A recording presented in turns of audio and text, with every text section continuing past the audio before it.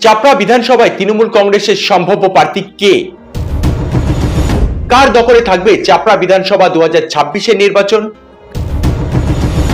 কারণ 2026 সালে পশ্চিমবঙ্গ বিধানসভা নির্বাচনকে সামনে রেখে নদিয়া জেলা রাজনৈতিক ম্যাপে অত্যন্ত গুরুত্বপূর্ণ কেন্দ্র চাপড়া বিধানসভা। নমস্কার বন্ধুরা, 2026 সালে বিধানসভা নির্বাচনের দামামা বাজতে আর কিছু দিনের অপেক্ষা। বাংলার রাজনীতির অন্দরে এখন একটাই প্রশ্ন, নবান্ন দখল কার হাতে যাবে? তবে এই বড় লড়াইয়ের মাঝে নজর কেড়েছে নদিয়ার 82 নম্বর বিধানসভা কেন্দ্র চাপড়া। চায়ের দোকান থেকে পাড়ার মাচার সর্বত্র এখন একটাই গুঞ্জন, এবার চাপড়ায় কার পাল্লা ভারী। একদিকে শাসক দল তৃণমূল কংগ্রেসের জয়ের ধারা ধরে রাখার চ্যালেঞ্জ, অন্যদিকে হারানো জমি ফিরে পেতে মরিয়া বাম কংগ্রেস। প্রথমবারের মতো চাপড়া ছিনিয়ে নিয়ে তাক লাগাতে চাই বিজেপি। আজকের এই বিশেষ প্রতিবেদনে আমরা কোনো হাওয়াবাজি নয়, বরং গত কয়েকটি নির্বাচনের তথ্য, পরিসংখ্যান এবং বর্তমান রাজনৈতিক সমীকরণ দিয়ে বিশ্লেষণ করব চাপড়ায় তৃণমূল কংগ্রেসের সম্ভাব্য প্রার্থী কে হতে পারে এবং শেষ হাসি কে হাসবেন। চাপড়া একসময় ছিল বামেদের দুর্জয় ঘাঁটি। টানা 34 বছরের বাম শাসনের এই কেন্দ্রটি সিপিএম এর নিরাপদ দুর্গ হিসাবে পরিচিত ছিল, কিন্তু 2011 সালে পরিবর্তনের হাওয়ায় সেই দুর্গে প্রথম ফাটল ধরায় তৃণমূল কংগ্রেসের নবাগত প্রার্থী রুকবানুর রহমান। 2011 সালের নির্বাচনে 34 বছরের বাম আমলকে সরিয়ে রুকবানুর রহমান প্রথমবার বিধায়ক নির্বাচিত হন। তিনি সিপিএম এর শামসুল ইসলাম মোল্লাকে প্রায় 2600 ভোটে হারিয়েছিলেন। 2016 সালের নির্বাচনে রুকবানুর রহমানের জয়ের ব্যবধান এক লাফে বেড়ে দাঁড়ায় 14,000। অর্থাৎ এলাকায় মানুষের উপর তৃণমূলের প্রভাব আরো জোরালো হয়েছিল সেই সময়। তবে 2021 সালে নির্বাচনে এক নাটকীয় নির্বাচনের সাক্ষী ছিল চাপড়া। একদিকে তৃণমূল কংগ্রেসের প্রার্থী রুকবানুর রহমান, অন্যদিকে নির্দল প্রার্থী জেবের শেখ এবং বিজেপির কল্যাণ কুমার নন্দী। তৃণমূলের ভোট কিছুটা কমলেও শেষ পর্যন্ত রুকবানুর রহমান জয়ী হন।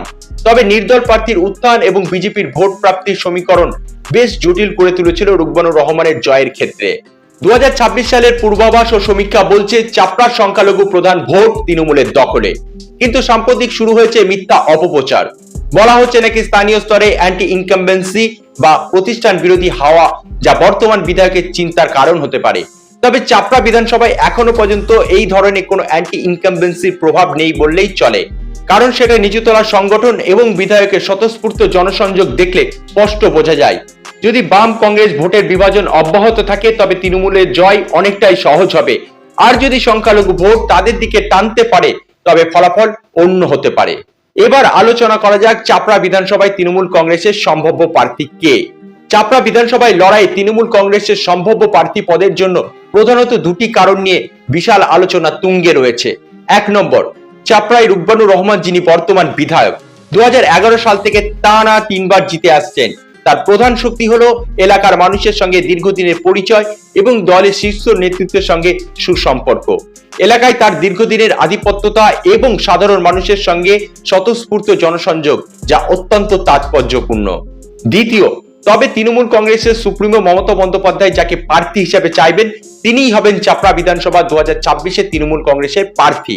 তবে হয়তো দল চাইতে পারে নতুন কোনো মুখকে সুযোগ দেওয়া হোক, বিশেষ করে নবাগত কাউকে। তবে 2026 বিধানসভা নির্বাচনে যেহেতু এসআইআর এর কারণে দুশ্চিন্তায় রয়েছে দল, সুতরাং সেই দিকে তাকিয়ে বাড়তি কোনো রিস্ক বা আত্মবিশ্বাস দেখাবে বলে মনে হয় না তৃণমূল কংগ্রেস। পাশাপাশি জানুয়ারি মাসে অভিষেক বন্দ্যোপাধ্যায় সফরে যেভাবে রুকবানুর রহমানের নেতৃত্বে জনজোয়ার দেখা গিয়েছে, সেখানে দাঁড়িয়ে এক প্রকার তিনি যে 2026 নির্বাচনে প্রার্থী তা স্পষ্ট। তবে তৃণমূল নেতৃত্ব মমতা বন্দ্যোপাধ্যায় বরাবরই পুরনো সৈনিকদের উপর আস্থা রাখেন, তাই রুকবানুর রহমানের টিকিট পাওয়া শুধুমাত্র সময়ের অপেক্ষা। সাম্প্রতিক বিভিন্ন সমীক্ষায় যা দেখা গিয়েছে তা শুধুমাত্র মন গড়া কাহিনী ছাড়া কিছুই নয়। গ্রাউন্ড জিরো কিন্তু অন্য কথা বলছে। একটা ইউটিউব চ্যানেলে ভিডিও বানিয়ে অথবা একটা ব্যানার পোস্ট করে যে কোনো কিছু দাবি করা যেতে পারে, কিন্তু তথ্য সবসময় সঠিক কথা বলে। কারণ 2024 সালের লোকসভা নির্বাচনে কৃষ্ণনগর লোকসভা কেন্দ্রের সাংসদ মহুয়া মৈত্র সব থেকে বেশি লিড পেয়েছিলেন চাপড়া বিধানসভা থেকে। এক প্রকার বলা যেতে পারে চাপড়া বিধানসভা থেকে তিনি যদি লিড না পেতেন তাহলে হয়তো তিনি শেষ হাসিটা না হাসলেও হাসতে পারতেন। আর সেই জয়ের অন্যতম কারিগর ছিলেন চাপড়ার বিধায়ক রুকবানুর রহমান এবং চাপড়া তৃণমূল কংগ্রেসের সভাপতি এবং সংগঠনের অন্যান্য নেতৃত্ব এবং নিচুতলার কর্মীরা। 50,000-এরও বেশি ভোটে লিড দিয়েছিল চাপড়া থেকে। এছাড়াও রুকবানুর রহমান বর্তমানে নদিয়া জেলার সাংগঠনিক গুরুত্বপূর্ণ পদে রয়েছেন। তথ্য ও বিগত বছরের ভোটের শতাংশ বিশ্লেষণ করলে দেখা যায় চাপড়ায় তৃণমূল কংগ্রেসের ভোট ব্যাংক এখনো অটুট। 2021 সালে সিপিএম, বিজেপি ও নির্দল প্রার্থীর ভোট কাটাকাটিতে বাড়তি সুবিধা পেয়েছিল ঘাসফুল শিবির। 2026-এ তৃণমূল দলের অভ্যন্তরীণ কোনো কোন্দল যদি না থাকে তবে জয় অব্যাহত থাকতে পারে। অন্যদিকে বিজেপি যদি হিন্দু ভোট আরো সংহত করতে পারে এবং বাম কংগ্রেস যদি সংখ্যালঘু ভোটে থাবা বসাতে পারে তবে ফলাফল চমকপ্রদ হলেও হতে পারে। তবে দিনের শেষে গণতন্ত্রের শেষ কথা বলে জনগণ, কোনো ব্যক্তিগত বা ব্যক্তির আক্রোশ নয়, তত্ত্বের ভিত্তিতে এটাই হলো চাপড়ার বর্তমান পরিস্থিতি। তবে মনে রাখবেন, সবটাই সম্ভাব্য সম্ভাবনা। রাজনীতিতে কোনো কিছুই অসম্ভব নয়। রাজনীতিতে কোন মুহূর্তে কোন মোড় ঘুরতে পারে তা বলা বহু মুশকিল। আপনারা কাকে প্রার্থী হিসাবে দেখতে চাইছেন কমেন্ট বক্সে কমেন্ট করে মূল্যবান মতামত দিয়ে জানাবেন। অবশ্যই ভিডিওটি ভালো লাগলে লাইক, শেয়ার, কমেন্ট করতে ভুলবেন না।